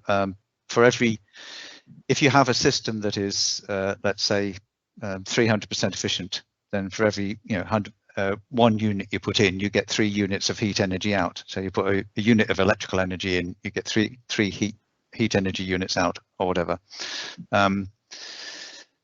The air source heat pumps, generally, people will claim varying efficiency figures or performance factors, but they will probably be around 3 to 3.5 typically, whereas a ground source will, if it's properly sized and installed, should be well over 4, and your water sourced might well be over 5 in terms of the performance factor. So it's, it could be as much as 500% efficient. Of the water sourced options, you have 2 main sorts. They talk about a closed and an open loop system. Garth described having essentially in those pipes and the collectors an antifreeze fluid, a heat transfer fluid with antifreeze mixed in it. That's in a closed loop system, so environmentally it's perfectly safe. It doesn't mix with the water in the river at all. And that system is the one that invariably I would say that an installer will recommend that, because you're likely to have far fewer problems. The other sort, you can get an open loop system, which has been tried in the past, essentially takes actual river water, runs it past a heat exchanger, and then returns the cooled water to the river. Those systems are far less common because they tend to have issues with blocking the intake and other things. So a closed loop system keeps it all nice and clean, and it's generally less hassle. So I would say that of all the sorts, you've got the best sort, the best arrangement, really. Thanks so much, Roger. Garth, I had a couple of questions. One, in a sort of practical level with the heating system of the property, did you have to make any changes to your existing radiators and heating setup? It's as I said, this has been installed in March. We have only changed one radiator in one room, which the energy efficiency identified as being totally unsatisfactory. The rest we've kept unchanged, and it's basically, we're going to see how it works next winter. So it's quite a learn. I mean, obviously it sounded like a learning curve for the installers, and now it's a learning curve for yourself, isn't it? Yes. The other thing I didn't mention, or I don't think it's been mentioned, is that because of the size of the house, the calculations were such that it was unlikely that even with the two blades sections, that we may not have been able to heat the house adequately in the winter. So what we have is a hybrid system where the gas boiler, which is still in place, will kick in if the system recognizes that we're not generating enough hot water to go through the radiators. Yeah, that makes sense. My other question was about the practicalities of actually getting, if you need any permissions to get that sort of the permission to put the blades in the river, because I don't know who sort of owns the river at that point. Well, because we have land on both sides of the river, there's a bit of slither of land between the river and the wall and the road. We own the river, so we didn't need to get planning permission or any permission at all. At the same time, we discovered that we owned the weir, which we thought was owned by the river authority. And so I'm very pleased that we didn't go ahead with the hydroelectric scheme, because we might have run into serious problems. Very interesting. Does anyone else have any questions for Garth? It's a question I was going to ask as well about whether the Environment Agency, because I know particularly with hydropower that you need to get an extraction license, and lots of hydropowers are being massively restricted, unfortunately, from the standards the Environment Agency have now set. A lot of it's about reducing I guess risk to elvers, particularly getting stuck in the fins going into hydropower, so that's been quite prohibitive, annoyingly. But it's absolutely wonderful to see a water source heat pump, because it's one that's underrated but should be more promoted because it's so efficient. Also, we just wanted to mention before I let Roger say something, is we just wanted to reassure you, Garth, that many of us thought your presentation was not inferior at all and thought you delivered it really exceptionally well. And we've learned a lot from the work that you've done, and particularly so wonderful to see someone doing retrofit in a house of that age, of which there are lots of properties like that in Somerset that really do need addressing. So it's wonderful to see someone leading by example, showing what can be done. Did you want to say something, Roger? Yeah, I was just going to say, when it comes to being fish friendly with hydro, the great thing about the Archimedes screw, or technically the reverse Archimedes screw, is that they are fish friendly.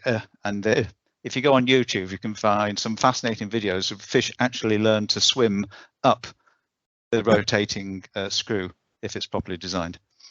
And no, that is very true. They're great. They are great. However, some people along parts of the rivers in South Somerset, one did put in an Archimedes screw, and the Environment Agency, for different reasons, shut down the system, which is really unfortunate because some of the extraction of the water that was going through it was just diverting a little bit more around the mill leat than maybe should have done. So it just meant that the flow going around the normal part of the river had diminished quite excessively. But it just seemed that was really unfortunate for that to happen, because it was an excellent Archimedes screw installation that was great for doing energy, particularly in the winter peak times when we need it the most. You know, water power is one that is the most effective with wind. So that's good. Any other questions? Comments as well about why it's important and why it's beneficial to put underfloor heating, also because you're in direct contact with that heat, so you don't need to have it at quite such high temperatures. So again, that's really good to run with any sort of heat pump system too. Apparently, if we fitted underfloor heating, it would be more efficient. But again, we're loath to do that because of the disruption that it would cause. Yes, of course. Some of these things aren't always easy and appropriate depending on the property and how your particularly old properties can cause more issues. But you know, these are things that we kind of pick and choose as we go through the process, which again, why it's really important to get that retrofit plan done and have that conversation with the retrofit assessor as well. He will talk you through the options and what's best for you and your property, so that you can go forward and deliver what is possible in terms of this. And also I just wanted to mention the added benefits of, particularly around insulation. Not only will it help to reduce obviously your energy bills in the winter, but for those people who've done extensive insulation improvements to their homes, particularly over the heat wave that we had recently, and even simple things like thick curtains have really helped to keep the heat out as well. So it's important to bring that into part of the conversation, that it's about making our homes more comfortable throughout whatever the climate might throw at it. Absolutely, I couldn't agree more. Thanks, Cara. If there's no other questions, I would just like to thank Garth and Roger so much for their time today, and obviously leading up today. I think it's been really interesting and useful. So yeah, thank you so much. I hope you found it okay. I think from a visitor's point of view, I think it's been very useful for somebody who's involved in the industry in quite a lot of depth. I've definitely learned something by coming along tonight from both of you guys. I'm gonna run a little cable down to Garth's house to bring the power up to mine. But yeah, no, it's been brilliant. It's been brilliant hearing about it, and there's certain. Leslie, who's also in the meeting, and I are involved in a fairly large project in Bruton at the moment. Leslie works for Adbury, so we are looking to retrofit 31 properties in Bruton at the moment to get to a much higher energy standard. And some of the things you brought forward tonight would definitely be worth considering. We've been doing some analysis on people's hot water. These properties all have electric showers and roof tank roof, and we found from experience that they're typically saving between £7 and £11 a week by turning off the hot tank, which they're only using for washing up, and using hot water from the kettle until a solution can be found. So the heat stores seem like they would be a very good solution for these properties. So it's something we'll be looking into over the next few days. Great. And is that, Steve, that you're just doing that to Abry Homes, or are you involved in the wider Bruton Retrofit project being led by No, this is just for Abry. So the company I work for, Low Carbon Exchange, based in Weston-super-Mare, work primarily in the social housing field. So we cover the whole of the south of England, but we've got a big project for Abry at the moment in 3 locations. But Bruton was kind of the premium one of the project, where they're looking at lots of options. But obviously Abry have, I think, somewhere around 35,000 homes that they need to retrofit, so they can't afford to expend all their money on doing everything they'd like to do on the project in Bruton. They've got to look at all of the projects moving forward that they've got to deal with.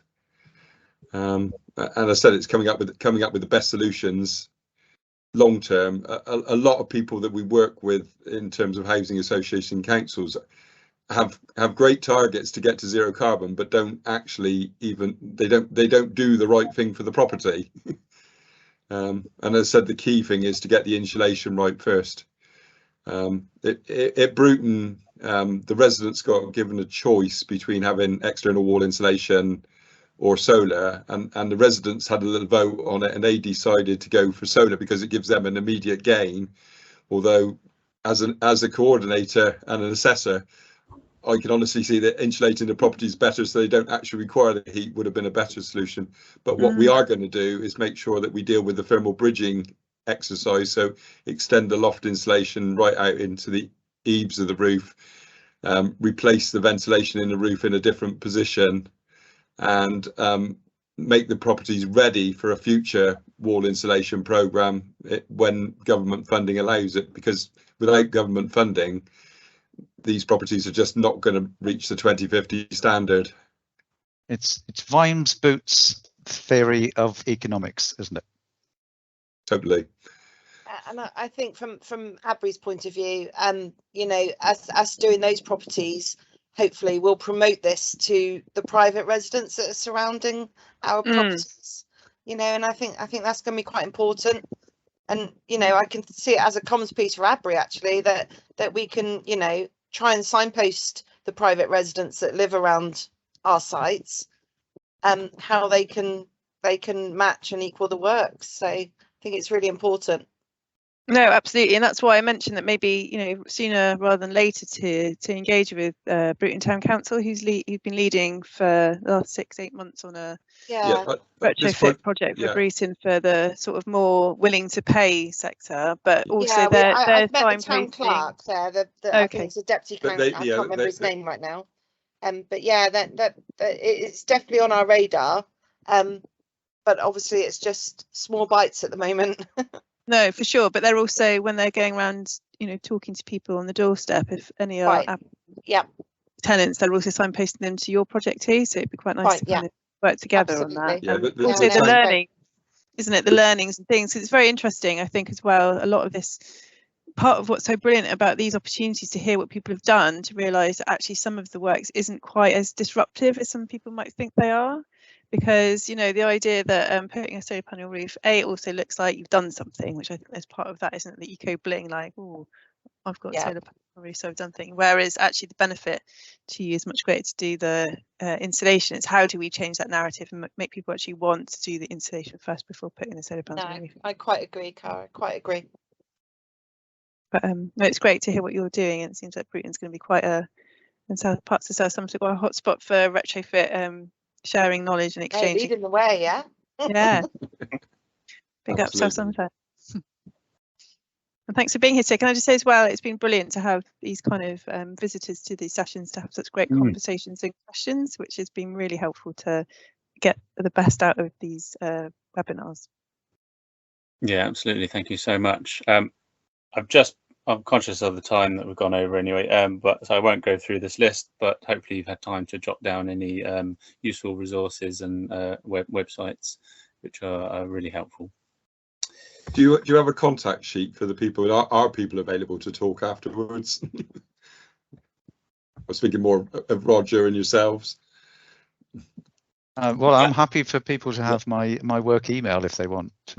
Shall I put that in the chat? Please, yeah, that'd be great. Yeah, that'd be great, Roger. And if anybody else like you guys from Abri are happy to kind of share and exchange as well, there's been some great conversations there as well with Steve as well. So if you are happy to exchange emails to keep these kind of conversations going and maybe do some follow-up events that we'd like to do, it'd be great to that'd be communicate. great, Cara. Thanks. If you put those in, we'll have them. Sorry, I was just reading Leslie's comment there. I'm not bitter at all. The thing I think one thing I would say to private landlords, if you want to convince them, if you like, is look for the WIFM, the what's in it for me angle. And one example of that is what I said earlier about those heat batteries. If you're renting accommodation out and you have a conventional thermal store, you're supposed to have that checked every year. If you have a conventional gas boiler, it has to be checked every year. That all has to be paid for. If That you put a heat battery in, you cut those costs straight out. Yeah, no, that pricked my interest because we have an awful lot of annual checks and services, so that's really interesting. I was also at Bradford's event. They're promoting sustainable construction, really trying to push retrofit too now in the work that they do. And at the event, there was a person there who was promoting heat recovery for shower, so from the wastewater, which then goes back and helps to save power in the boiler, which I thought was really simple, quite extraordinary, and seems to save quite a lot of money. And there's potentially some social housing looking at putting that in as well. So there's another gizmo that's pretty cool. They work really well if your waste goes in the right direction, but they're very difficult. Yeah. And they're impossible in a bungalow. Yeah, of course, you need to and they're very difficult if you can't get your waste in the right direction. And so they're great if you can get them in the right place, but to try and get that to fit in the right place is very awkward with those showers. And that's important about all of these things, that there isn't a silver bullet, one hit solution that is going to be the ultimate solution for every home, which again goes back to why it's important to get retrofit plans done so that we can really look at what type of construction you have, with breathable, non-breathable, what kind of insulation will be best, and some of these options that may or may not be suitable. So yeah, that's why it's good to do these things.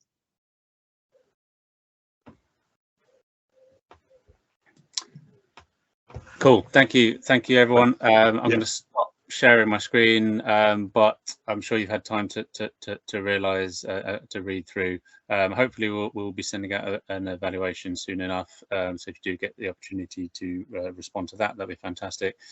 The main thing to mention is at the bottom there, we other than getting a retrofit plan, we will be having a website which hopefully in the next few weeks will actually become live, and any businesses that want to be on a green directory, that they can actually go on the website and add on to the listings there, which will be moderated, but it is an opportunity to try and sort of push that sector in Somerset.